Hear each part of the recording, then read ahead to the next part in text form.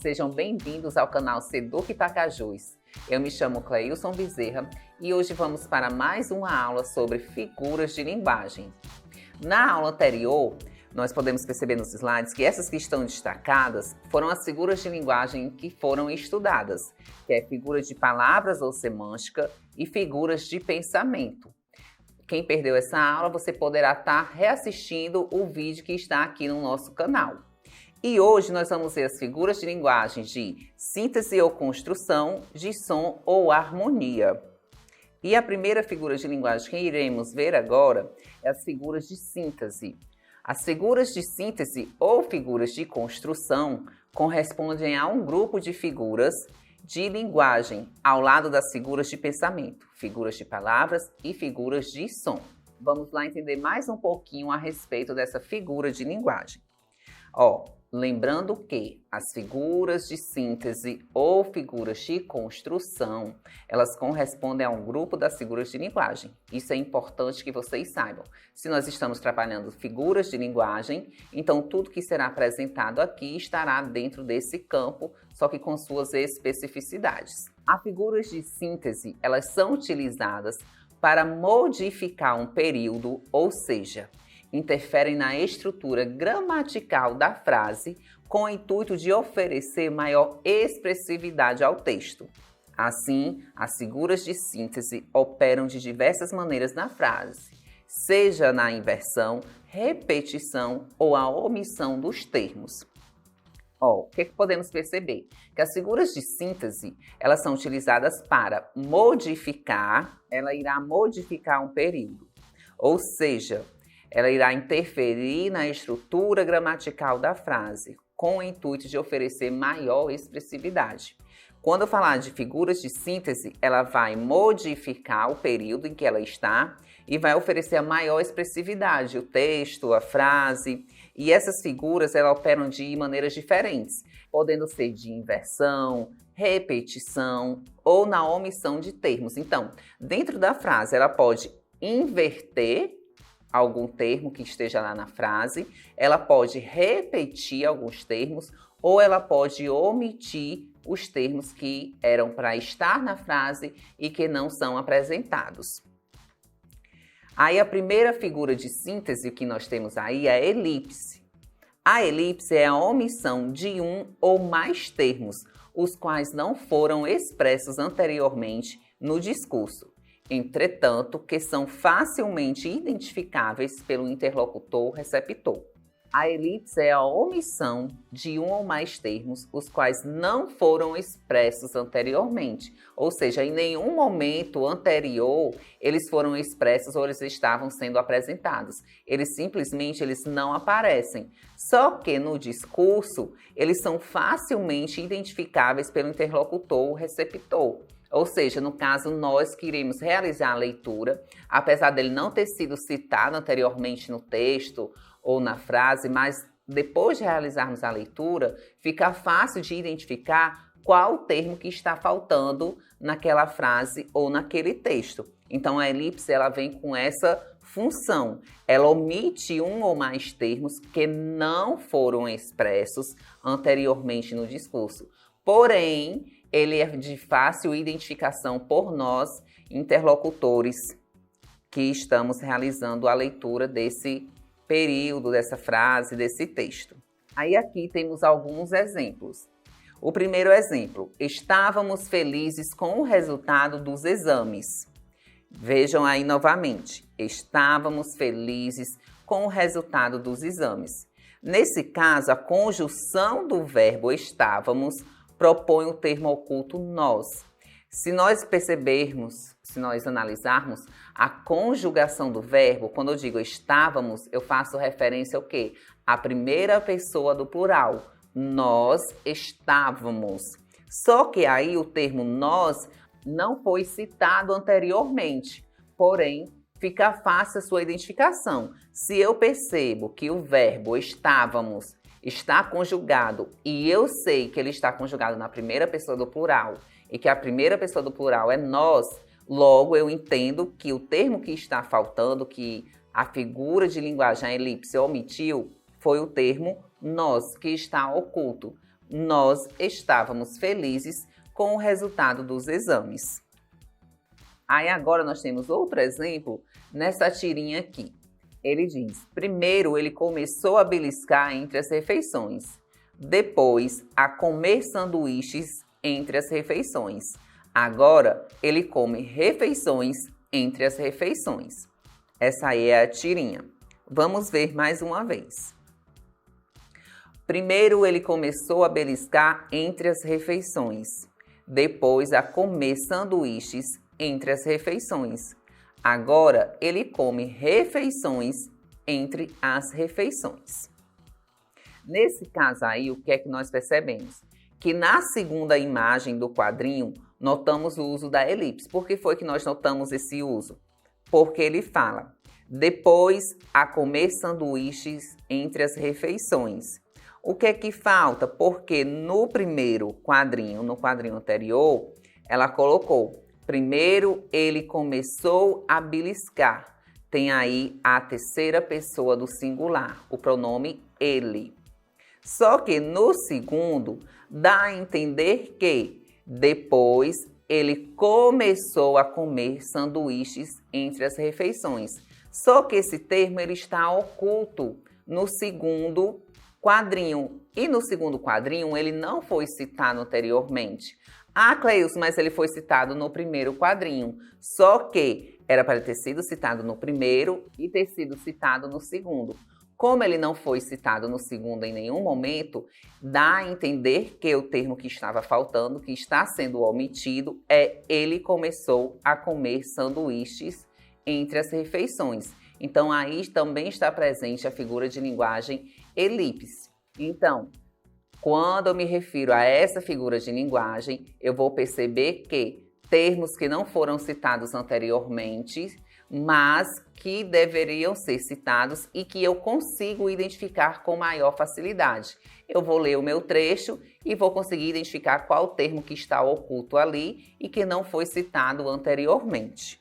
Agora nós vamos para outro exemplo prático resolvendo uma questão simples. Ele diz aí, elipse é uma figura de síntese observada pela omissão de um termo subentendido. Assinale a alternativa em que ocorre esse fenômeno linguístico.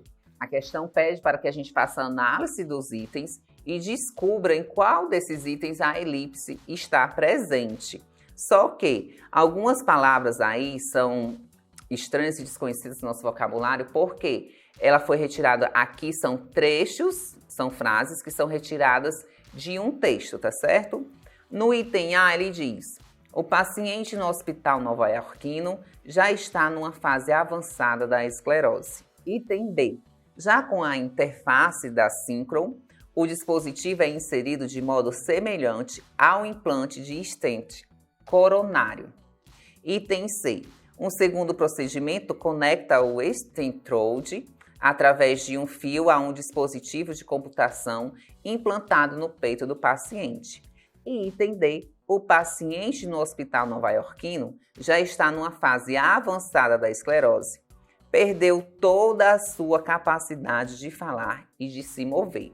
Esses são os itens e nós vamos analisar, ver qual item desse nós conseguimos identificar a presença da elipse.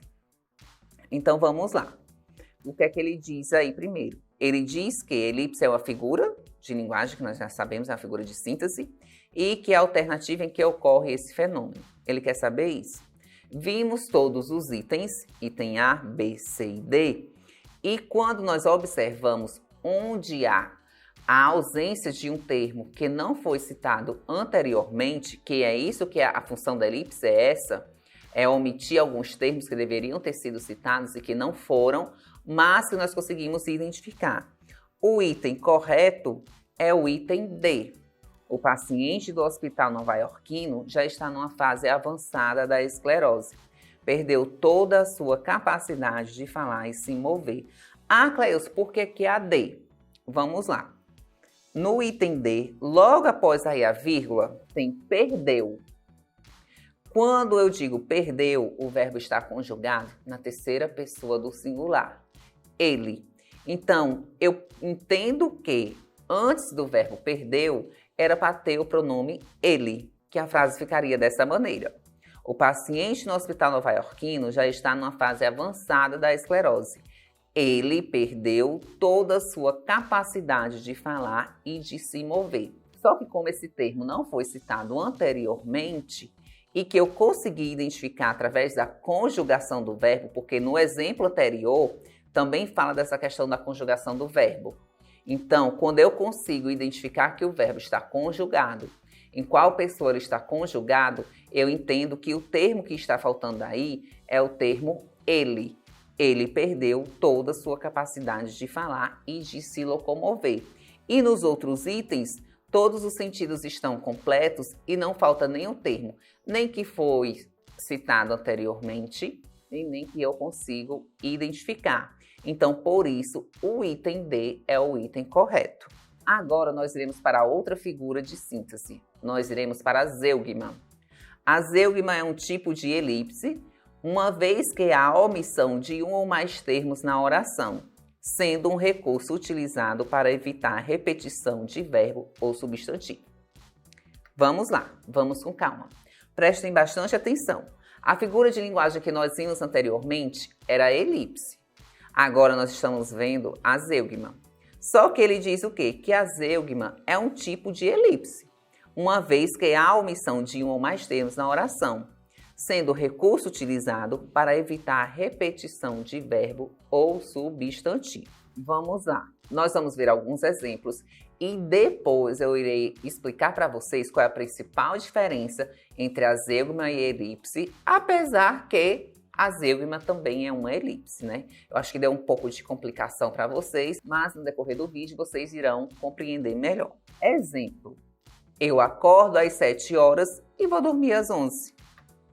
Eu acordo às 7 horas e vou dormir às 11. No enunciado acima, para evitar a repetição do termo horas na segunda ocorrência, ocorre a zeugma. E vou dormir às 11 horas. O que é que acontece?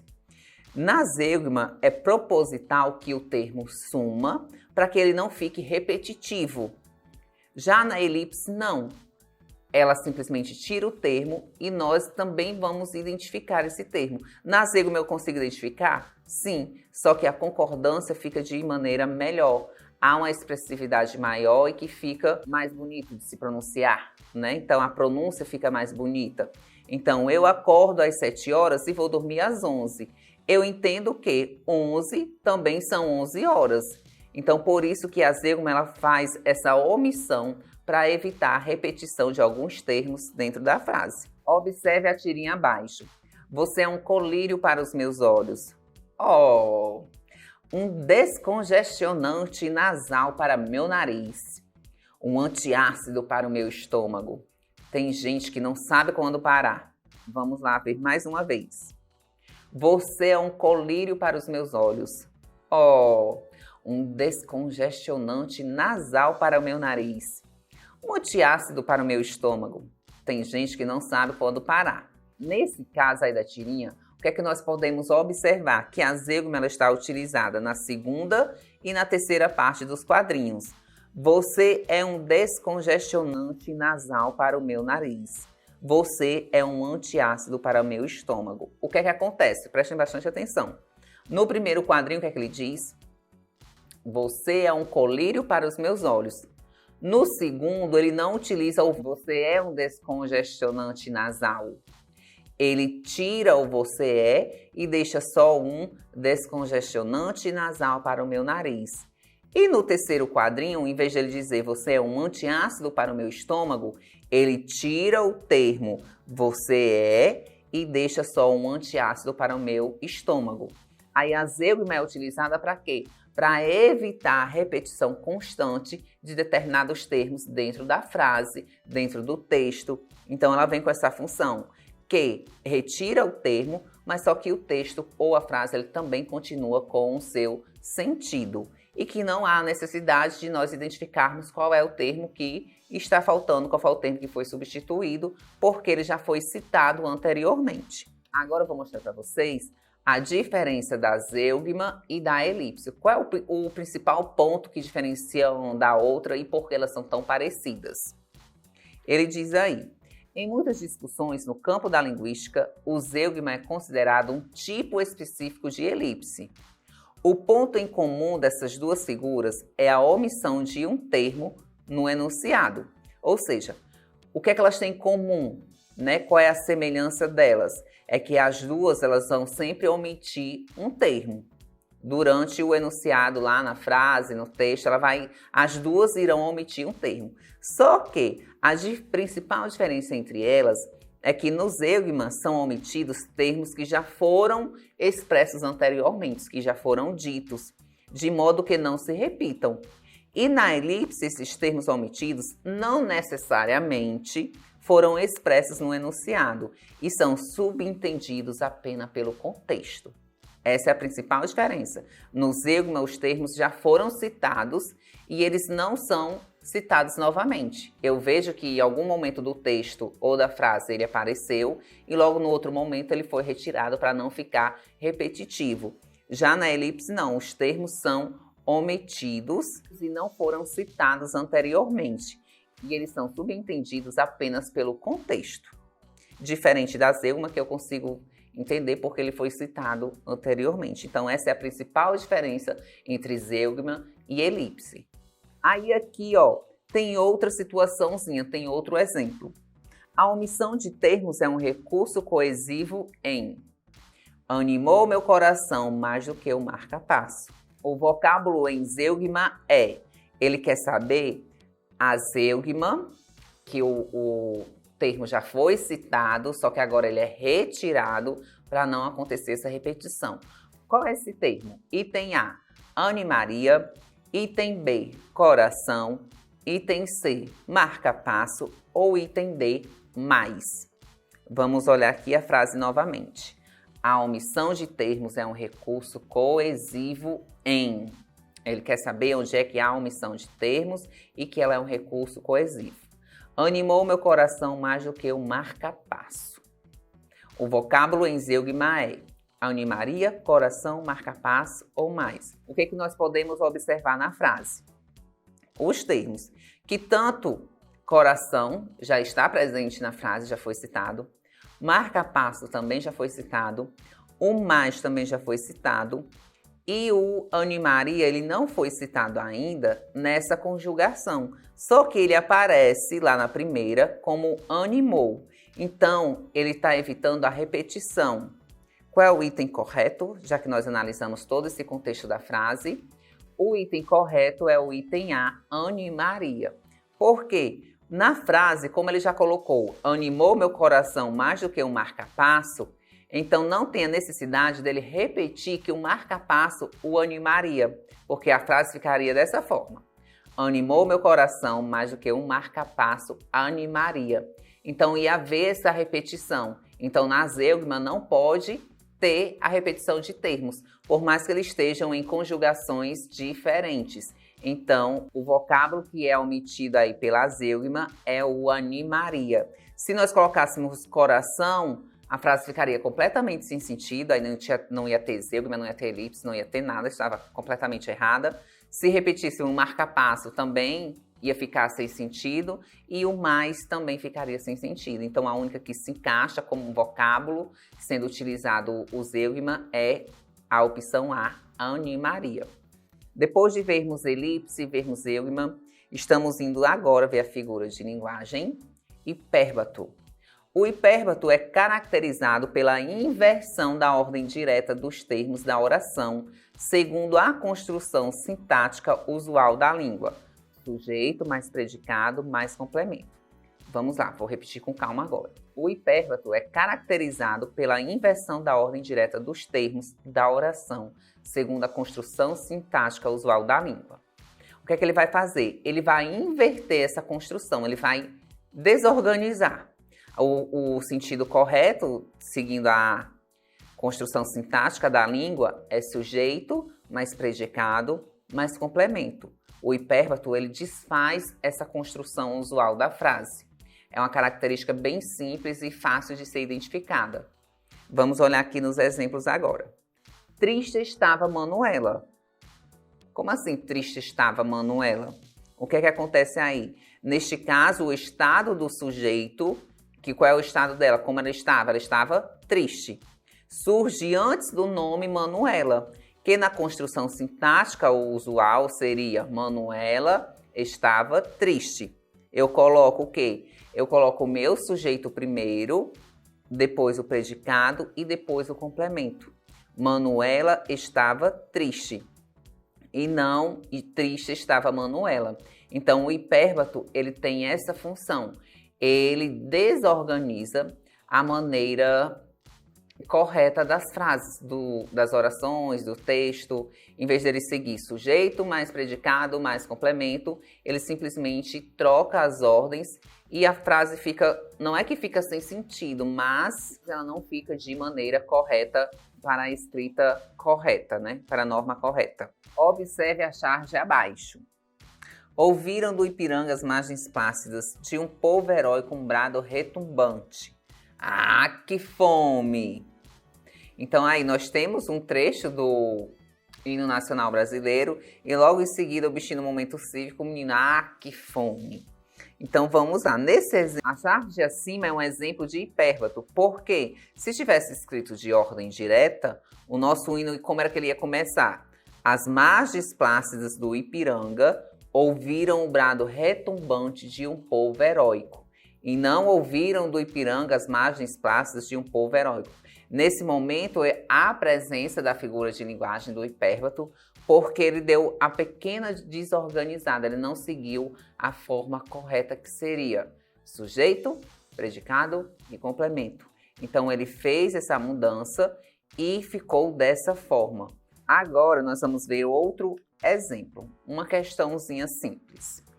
Analise os enunciados abaixo e marque a alternativa que apresenta o hipérbato. Lembrando que o hipérbato, a frase está desorganizada. Ela não está da maneira que seria correta, né? Na questão de organização das ordens dos termos que estão presentes na frase. Item A. Em seus irmãos ele acreditou. Defendeu-os até o fim e não se arrependeu. Item B. A verdade é que todos sabíamos que os vizinhos praticavam algum ato ilícito. Item C. As manhãs de domingo são ótimas para caminharmos ou fazermos meditação. Item D. Minha viagem para o México não teve nenhum atraso e foi espetacular. Vamos observar mais uma vez todos os itens para identificarmos qual a frase que está assim um pouco fora da ordem, um pouco da maneira que seria a escrita correta dela, né? Item A. Em seus irmãos ele acreditou. Defendeu-os até o fim e não se arrependeu. Item B. A verdade é que todos sabíamos que os vizinhos praticavam algum ato ilícito. As manhãs de domingo são ótimas para caminharmos ou fazermos meditação. Minha viagem para o México não teve nenhum atraso e foi espetacular. Cada item aí nós podemos perceber que, se formos analisar rapidamente, todos estão de maneira correta, mas em algum momento houve alguma desorganização. Se olharmos o item D, minha viagem para o México não teve nenhum atraso e foi espetacular. Está toda perfeitinha, todo nos seus devidos lugares, sujeito, com o predicado, tudo direitinho. O item B, a verdade é que todos sabíamos que os vizinhos praticavam algum ato ilícito. Essa também está correta. Item C, as manhãs de domingo são ótimas para caminharmos ou fazermos meditação. E o item correto, que há a presença do hipérbato, é o item A. Em seus irmãos ele acreditou, defendeu-os até o fim e não se arrependeu. Porque se fôssemos organizar essa frase, reescrever, na verdade, o que era que tinha que aparecer primeiro? O pronome ele, né, terceira pessoa do singular, deveria aparecer no início da frase. Ele acreditou em seus irmãos, defendeu-os até o fim e não se arrependeu. O final da frase está todo corretinho. O erro só está no início, não é nem o erro, né? A figura de linguagem que ocasionou isso, que ela ocasionou essa desordem, porque o correto seria para o termo ele aparecer no início da frase. Ele acreditou em seus irmãos. Então, o hipérbato ele tem essa função de desorganizar. Uma palavra mais simples, né, no nosso popular, de desorganizar a escrita correta, que seria a frase. Agora nós vamos para o polissíndeto, outra figura de síntese.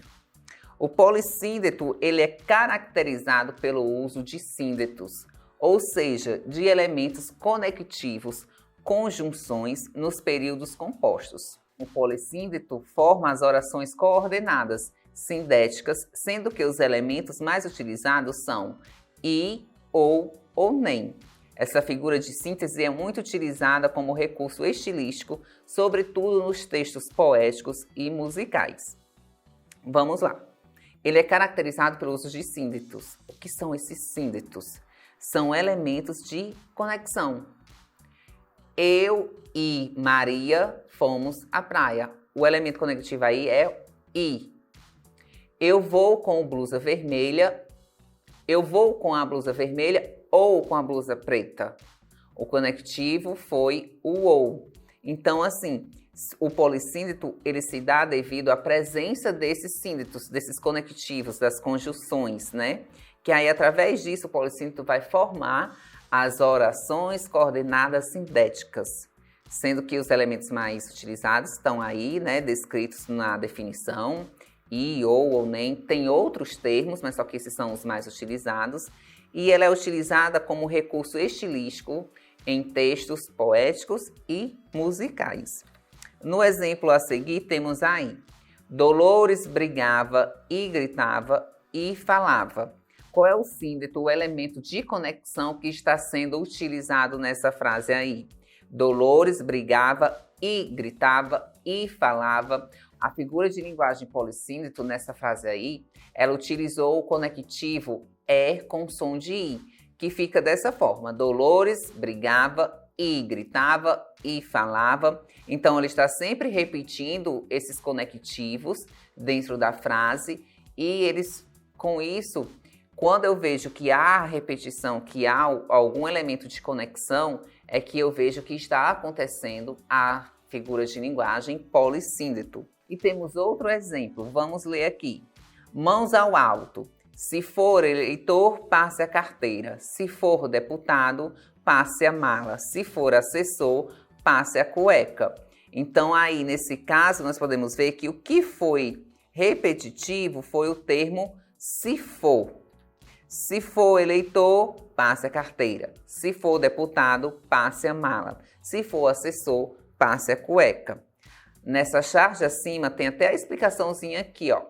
É exemplo de polissíndeto, por quê? Porque o conectivo se for está sendo repetido muitas vezes dentro da charge. Lembrando que lá em cima da definição ele diz aqui, ó, sendo que os elementos mais utilizados é o i, que é o e com som de i, ou nem, né? São os termos. Só que nessa charge, se vocês prestarem atenção, o elemento conectivo foi o se for. Se for eleitor, se for deputado e se for assessor. Então, lá na definição são os mais utilizados, mas temos um leque de opções que podem ser sim colocados dentro das frases das orações e que podem ser elementos conectivos que façam referência à figura de linguagem polissíndeto. Então é importante nós abrirmos o nosso leque de pesquisa e ver quais são as outras possibilidades de elementos conectivos que possam deixar a minha frase com uma figura de linguagem como o polissíndeto, né? Nessa charge ela se torna um exemplo de polissíndeto, por quê? Porque há repetição de um elemento conectivo que foi o se for. Na definição, eu citei os que são mais utilizados, só que nesse caso eles utilizaram outro conectivo.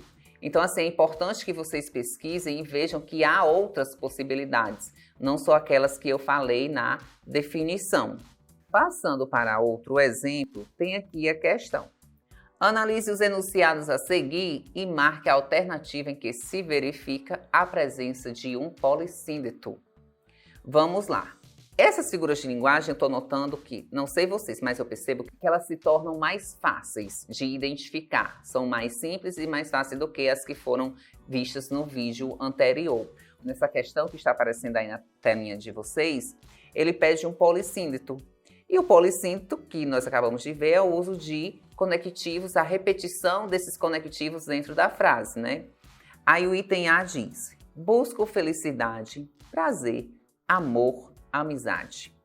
Item B: todos querem, todos sonham, todos compram. Item C: quem sou eu, quem é você, quem somos nós. Item D: quero um sorvete e um bolo e um pudim. E aí, lendo os itens, qual é o item correto? Qual deles há a presença de um polissíndeto? Será que é o A, busco felicidade, prazer, amor, amizade? O B, todos querem, todos sonham, todos compram? C, quem sou eu, quem é você, quem somos nós? E D, quero um sorvete e um bolo e um pudim. E aí, qual é o item correto? Se nós formos analisar, o item correto é o item D.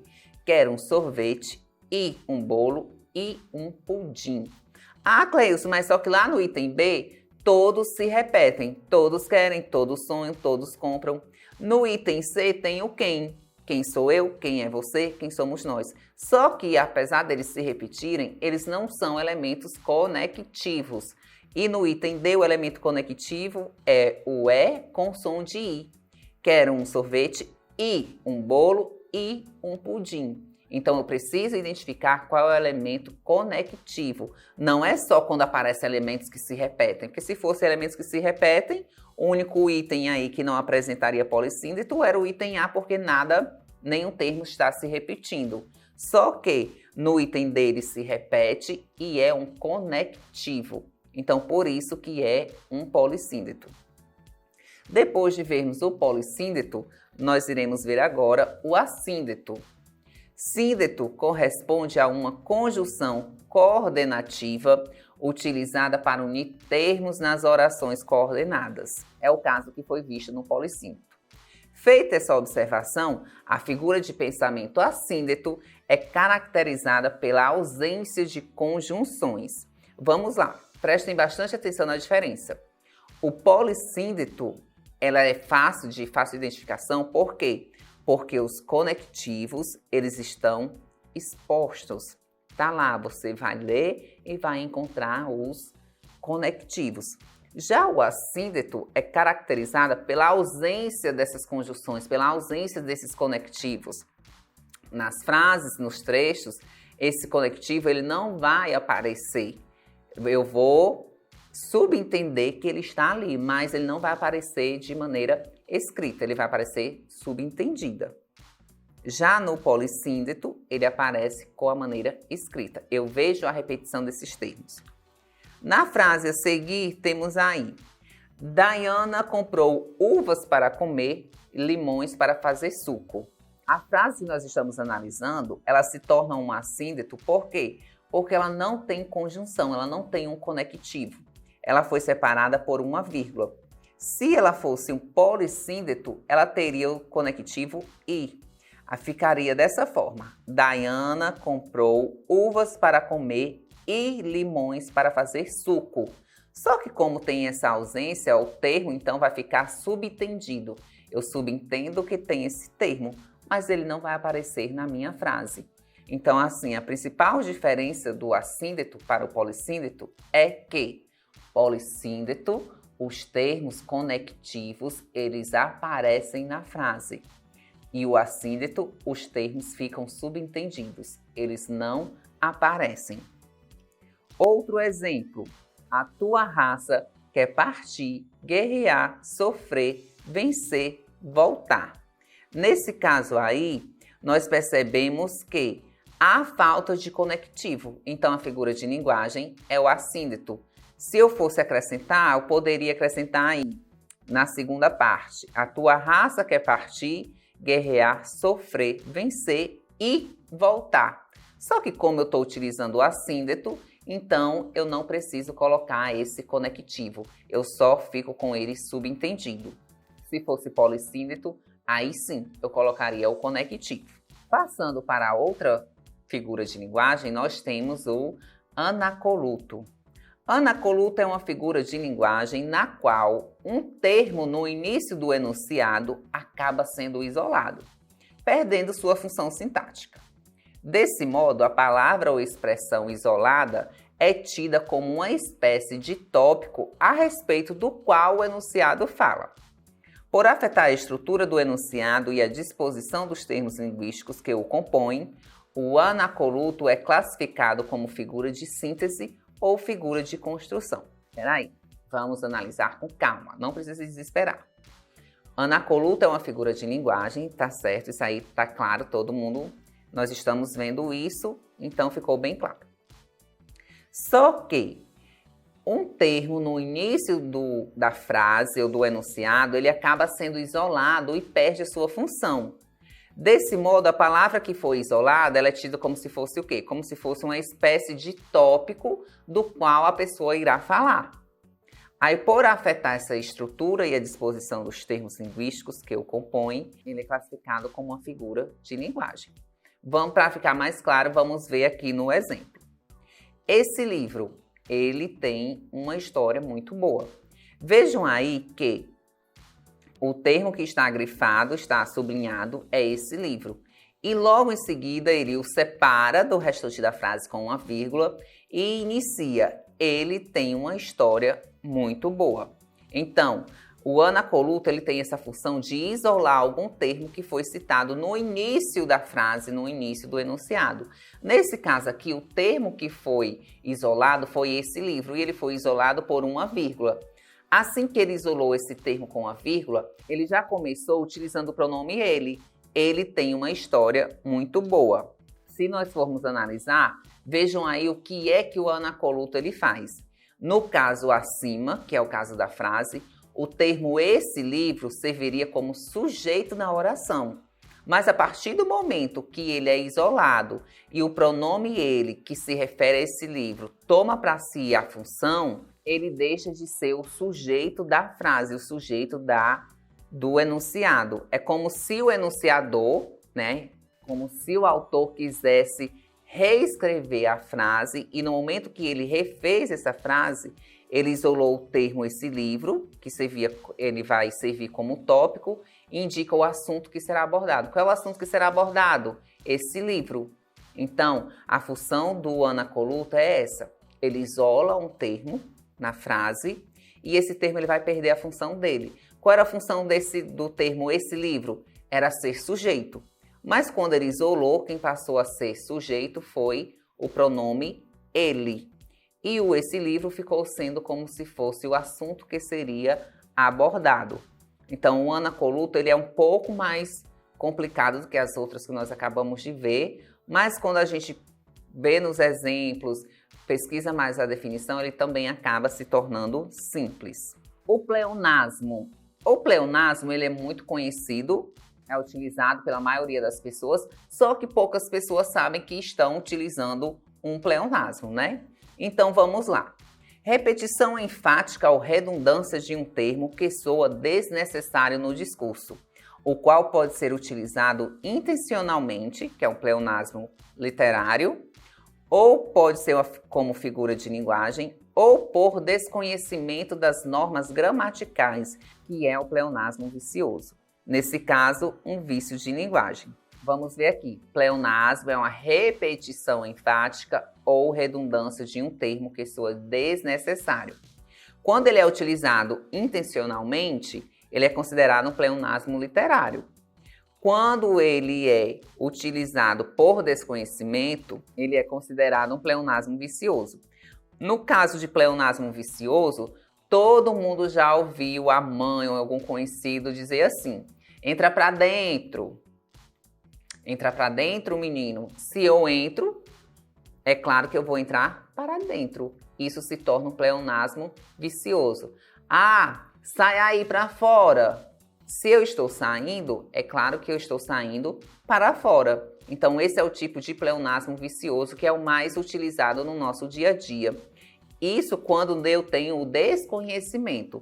Mas quando eu uso de maneira intencional, proposital, ele se torna um pleonasmo literário. No exemplo aí diz assim: saia para fora, Rex. Ela te enxotou com um pleonasmo impossível, ela não seria capaz. Então, o que era? Entendi levar a saia para fora. Na tirinha acima, o saia para fora é um pleonasmo, uma vez que o verbo sair já significa para fora. Só que aí ele utiliza de um pleonasmo vicioso, que é quando a pessoa não tem o conhecimento do que está sendo utilizado. Por isso que ela colocou o saia para fora. E o cachorro, que já sabia o que era, ele ficou sem acreditar. Ela usou um pleonasmo. E o que foi que o cachorro entendeu? Como o cachorro sabia o que era o pleonasmo, ele pegou a saia dela e levou para fora. Depois de vermos o pleonasmo, que essa é uma das mais simples e mais conhecida, apesar que ela se torna conhecida quando eu sei do que ela se trata, né? E agora vocês estão sabendo que vocês vão perceber que as pessoas utilizam bastante o pleonasmo vicioso. Eu vou para a silepse. Silepse é um tipo de concordância em que o termo flexionado, podendo ser verbo, adjetivo ou pronome, ele concorda com as ideias de número, gênero ou pessoa associadas ao referente do sujeito da oração. Esse tipo de concordância não tem como referência a forma em que se apresenta o núcleo do sujeito, mas sim a ideia associada ao sujeito da oração. Por isso, a silepse é conhecida como concordância ideológica. Por quê? Porque é uma concordância de ideia. Silepse é um tipo de concordância em que o termo flexionado, vejamos lá, pode ser verbo, adjetivo ou pronome. Ele vai concordar com ideias de número, gênero ou pessoas associadas ao referente do sujeito da oração. Aí esse tipo de concordância não tem referência à forma em que se apresenta o núcleo do sujeito, mas sim com a ideia. Ela é uma figura de linguagem, mas que está relacionada com a concordância ideológica, a concordância de ideias. Vamos ver aqui no exemplo para ficar mais fácil. A silepse de número ocorre quando o sujeito da oração está no singular, mas expressa a ideia de pluralidade. Exemplo: nadem. Nadem o mais rápido que puderem, cardume. O verbo nadar está no plural e o substantivo coletivo ele está no singular. Note que o substantivo coletivo cardume tem a forma singular, mas recupera um sentido coletivo, que é o de peixes. Embora atue como vocativo, o substantivo sugere ao interlocutor a ideia que está por trás do verbo nadar. Assim, é o mesmo que dizer: nadem, nadem o mais rápido que puderem, peixes. Então, quando eu estou analisando a silepse de número, que ocorre quando o sujeito da oração está no singular, mas expressa a ideia de pluralidade. Lembrando que a silepse ela é uma figura de concordância de ideia. O importante é que a ideia concorde.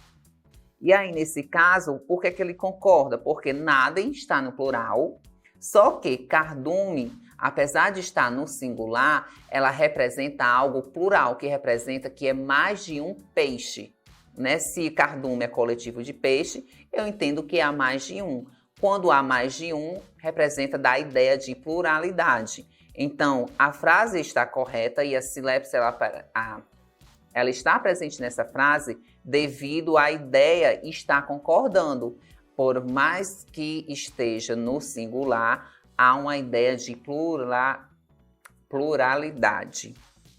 No outro caso, que a silepse ela acontece, é quando a silepse é de gênero, que é mais comumente utilizada, ela é mais comum, né, utilizada com os pronomes de tratamento, mas também pode ocorrer alguns pronomes indefinidos de gênero neutro. Silepse de gênero com pronome de tratamento. Sua Santidade mostra-se preocupado com o futuro dos mais pobres.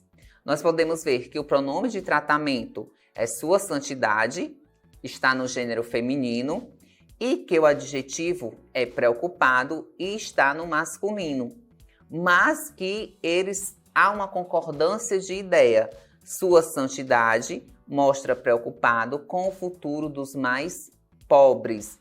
está tendo uma concordância aí de ideia entre gêneros. Entre o gênero feminino, sua santidade, que é o pronome de tratamento, e o gênero masculino, que é o adjetivo que está preocupado. Já na sílabes de gênero com pronome indefinido e gênero com pronome indefinido e de gênero neutro. Observe o exemplo. Conheço alguém que gostaria muito que você a chamasse para jogar cartas. Nesse caso, o alguém é um pronome indefinido, é um pronome neutro, e o a é o pronome pessoal do caso oblíquo feminino. Apesar de eu ter um neutro e um feminino, eu consigo ter a concordância de ideias. Conheço alguém que gostaria muito que você a chamasse para jogar cartas. Agora nós iremos para o terceiro caso quando há ocorrência de sílabes. A sílabes de pessoa ocorre quando o locutor falante aparece incluído em um sujeito na terceira pessoa do plural. Exemplo: peço todos os pais de família para que nos unamos contra a violência nas escolas. Peço para todos os pais de família para que nos unamos contra a violência nas escolas. Nós podemos perceber que quando eu me refiro ao os pais de família, ele está na terceira pessoa do plural e nos unamos está na primeira pessoa do plural. E quando é que isso acontece?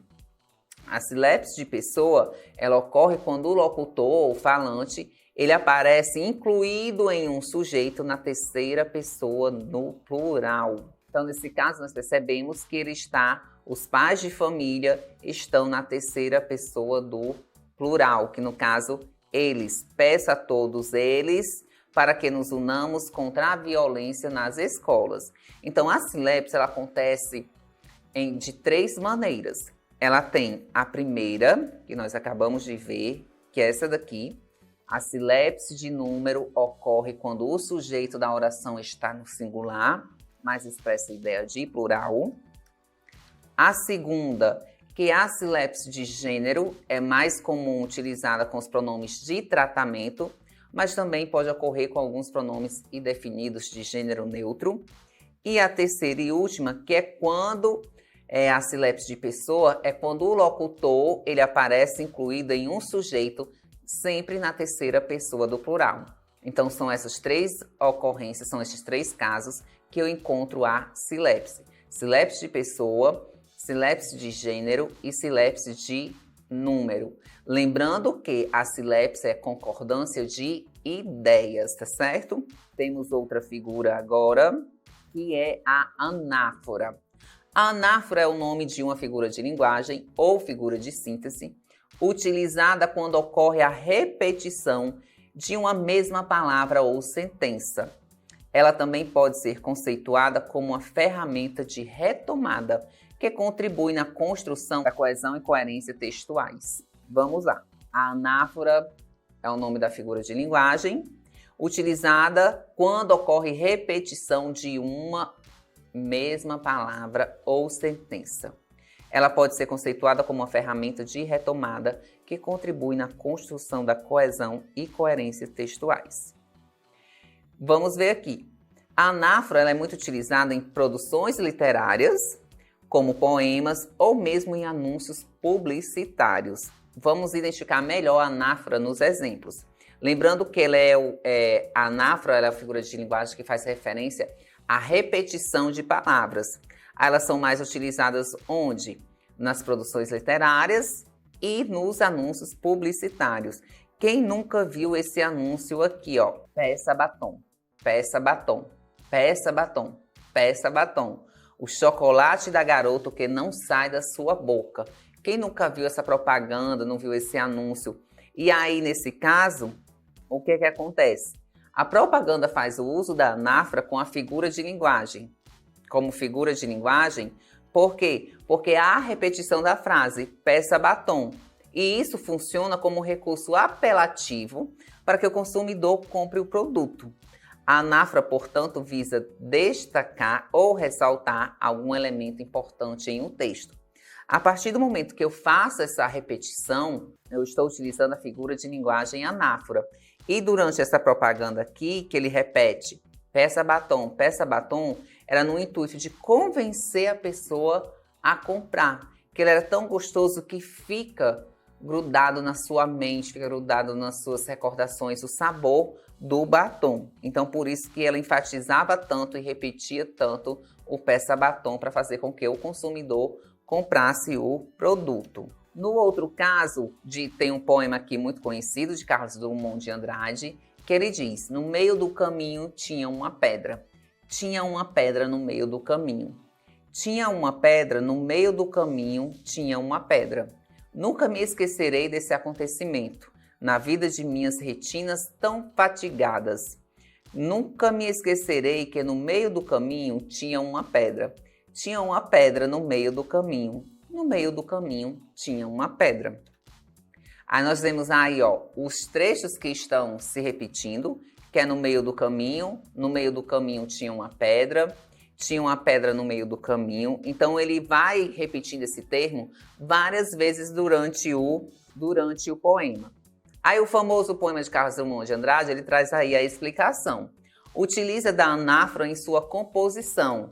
Os versos no meio do caminho tinham a pedra e tinha uma pedra no meio do caminho se repetem do começo ao fim do poema, passando justamente a ideia de ciclo que a vida nos oferece. Aí no poema esse ciclo em questão se refere aos desafios, ou melhor, a pedra no meio do caminho. Então nas duas vertentes a figura anáfora ela está presente, por quê?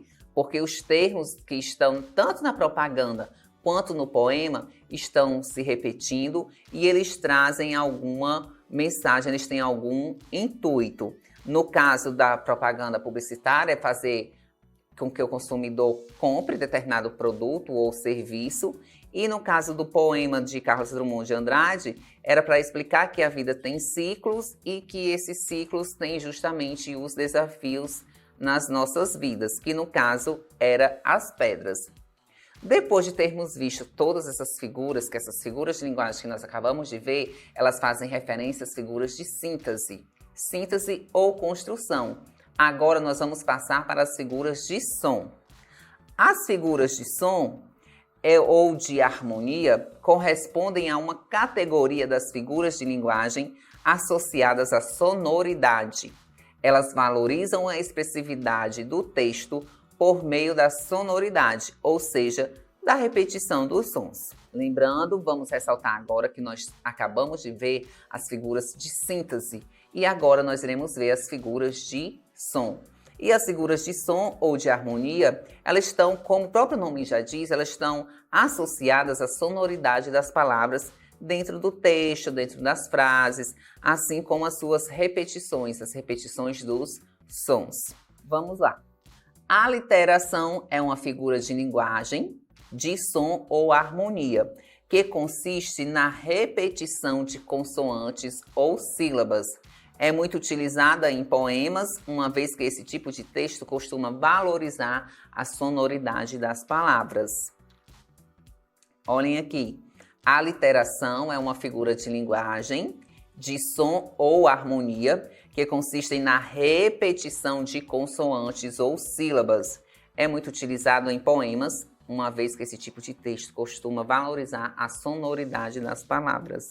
Agora nós temos um exemplo que faz referência a figuras de linguagem, de som, à literação. Ó cisnes brancos, por que viestes, se era tão tarde? O sol não beija mais os flancos da montanha onde morre a tarde. Ó cisnes brancos, dolorida minha alma sente dores novas. Cheguei à terra prometida. É um deserto cheio de covas. Vamos ler novamente o exemplo. Ó cisnes brancos, por que viestes se era tão tarde?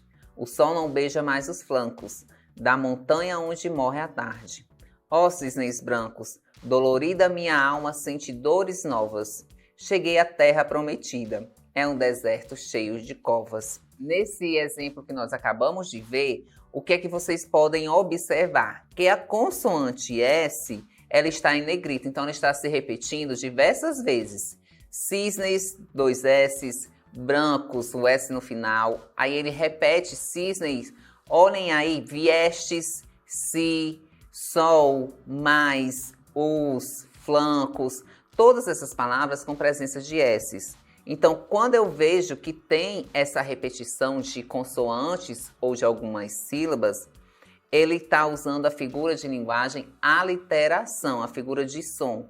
Aí ele diz, observe como a consoante S repete-se em todo o texto, de forma a provocar no leitor a ilusão de ouvir o barulho do vento que permite o voo dos cisnes brancos.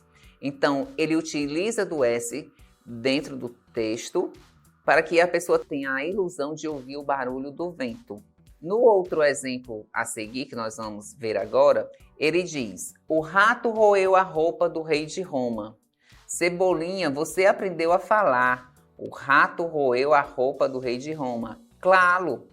Na tirinha acima ocorre a aliteração porque a letra R é repetida muitas vezes em o rato roeu a roupa do rei de Roma.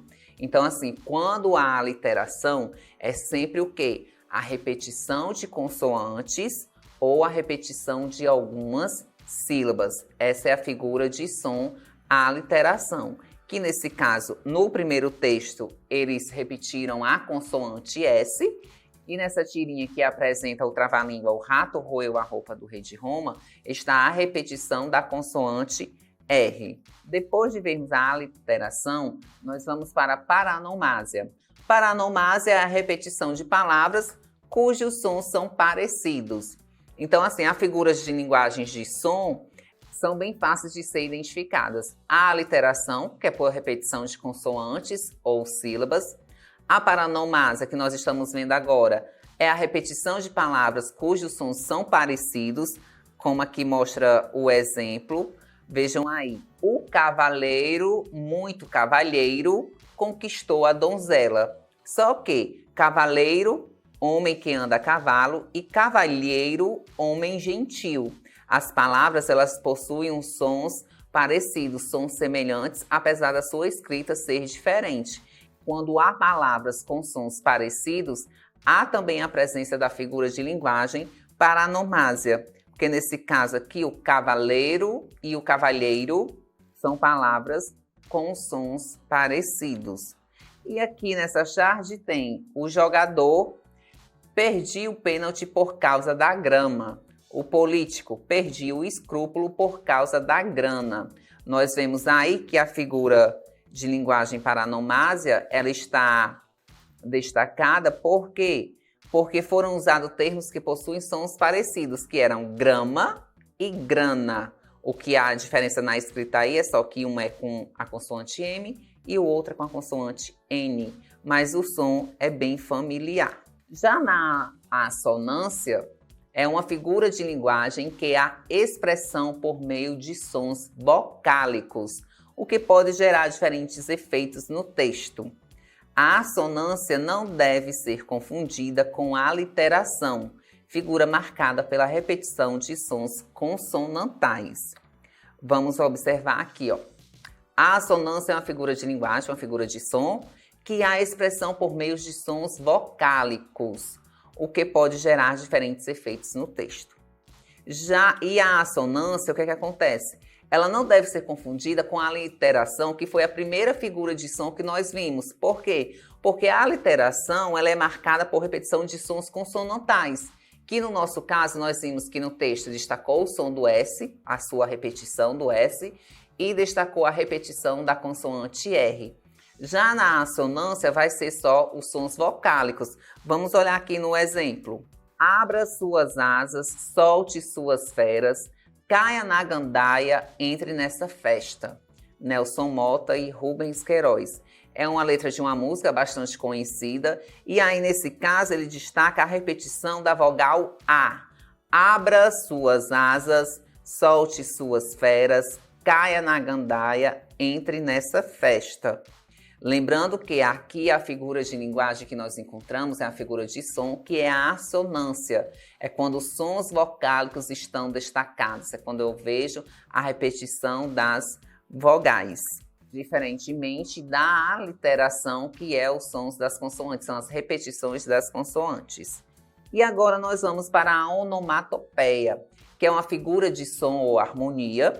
Ela pode ser definida como sendo uma palavra que tem origem na imitação de um som emitido por animal, pessoa, objeto ou pela própria natureza.